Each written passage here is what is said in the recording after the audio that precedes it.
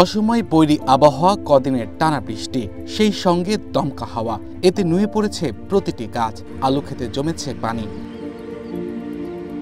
এই চিত্র নওগাঁর মান্দা উপজেলার। কৃষকরা বলছেন শুক্রবার সন্ধ্যা থেকে শুরু হয়ে শনিবার সকাল পর্যন্ত একটানা জলে বৃষ্টি। এতে শীতকালীন আগাম জাতের শাকসবজির জমিতে পানি জমে থাকায় পচন ধরে তা নষ্টের মুখে। এই যে দেখতেছেন আলু, এইগুলো আলু আমি লাগাইছিলাম অনেক কষ্ট করে, অনেক টাকা খরচ। এই আলুগুলো সম্পূর্ণ এক রাতে বৃষ্টি সম্পূর্ণ পচে গেছে। এই আলুগুলার হওয়ার কোনো বুদ্ধি নাই ভাই। দেখেন আমরা করে নিঃস্ব হয়ে গেলাম। এই আলুটা হলে আমরা হয়তো খাইতাম, এই দেশে বিক্রি করতাম, দেশের মানুষ খাইতো।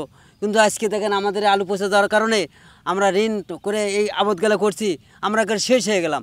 খেতে পাকা ধান, কৃষক অপেক্ষায় ছিলেন পাকা ধান কেটে ঘরে তোলার, কিন্তু তার সেই স্বপ্ন নষ্ট করে দিল দমকা হাওয়া আর প্রবল বৃষ্টি। জমির আধা পাকা ধান হেলে পড়ে পানিতে তলিয়ে যাওয়ায় তাও নষ্ট হতে বসেছে। গত 30 বছরে কার্তিকে এত বৃষ্টি দেখেনি এই এলাকার মানুষ। ময়লা জমে ধানটা নষ্ট হয়ে যাবে। এই যে ইয়ে হয়ে গেছে, এই যে দেখেন ধান। কতদিন হলে এটা কাটা যেত? এটা আর মনে করেন 15 দিন হলে কাটা যেত ধান। এক রাতের বৃষ্টি মানে ধান ডুবে শেষ হয়ে গেছে আমাদের, মানে খুব ক্ষতি হয়ে গেছে।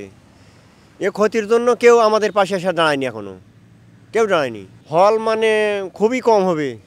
এই যে ধানগুলো কতটুক হবে দেখ, আপনারা তো দেখেছেন কতটুক হবে এই ধান।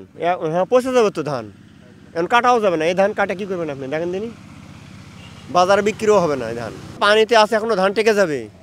এ ধান বাজারে নিয়ে গেলেও নেবে না, আপনি বাড়িতে খাবেন ও খাওয়াও যাবে না। এখন আমরা কিভাবে পোষা উঠবো এটা আমরা ভাবে পাচ্ছি না। আমাদের পাশে এসে তো কেউ দাঁড়ায় না, কার কাছে কি বলবো, কথাটা বলবো কার কাছে? কৃষকরা জানান নওগাঁয় সরিষা, আলু, ফুলকপি, গাজর, মূলা সহ বিভিন্ন সবজির আবাদ করা হয়েছে। পেঁয়াজের বীজ তলা সহ মুড়ি কাটা পেঁয়াজের চাষ করেছেন অনেকে, জানিয়ে বিপাকে তারা।